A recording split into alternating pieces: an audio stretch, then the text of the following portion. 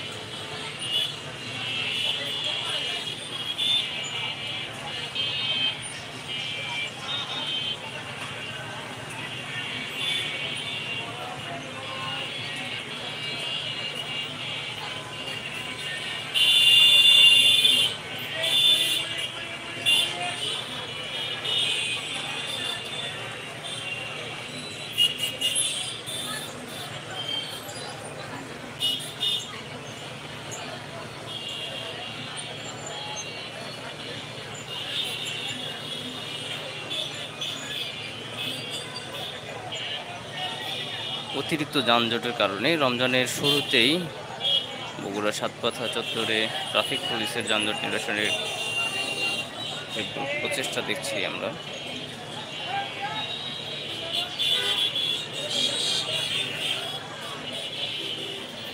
ঠিক ঢাকা শহরের মধ্যেও বগুড়ার প্রাণকেন্দ্র সাতমাথাতেই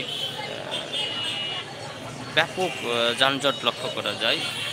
রমজানের জন্য এবার ট্রাফিক পুলিশ খুব সচেতন রয়েছেন আমরা দেখতে পাচ্ছি। এরপরেও আসলে গাড়ির সংখ্যা প্রচুর, যার কারণে তাদেরকে অনেকটি ভোগান্তি পোহাতে হয়।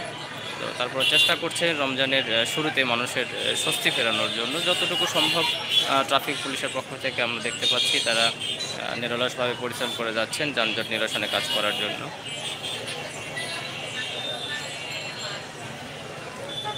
আসলে আমরা যদি সারা বাংলাদেশের মানুষ আইনের প্রতি শ্রদ্ধাশীল হই, তাহলে এই যানজটগুলো থেকেও আমরা মোটামুটি রক্ষা পেতে পারি বলে আমার মনে হয়।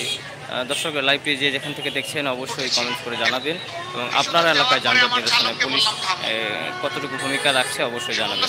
পবিত্র মাহে রমজানে মানুষের স্বস্তির জন্য আমি 20 থেকে 22 মিনিট বসে আছি গাড়িতে। মাঝে মাঝে সেও আমার মুখের দিকে একটু ঘুরে তাকায়, আমার পাশে বসে একজন সহকর্মী তিনিও তাকান। তারা বুঝতে পারছেন না যে কেন এই জায়গাটায় আমি দাঁড়িয়ে আছি, কিছু বলছিও না করছিও না।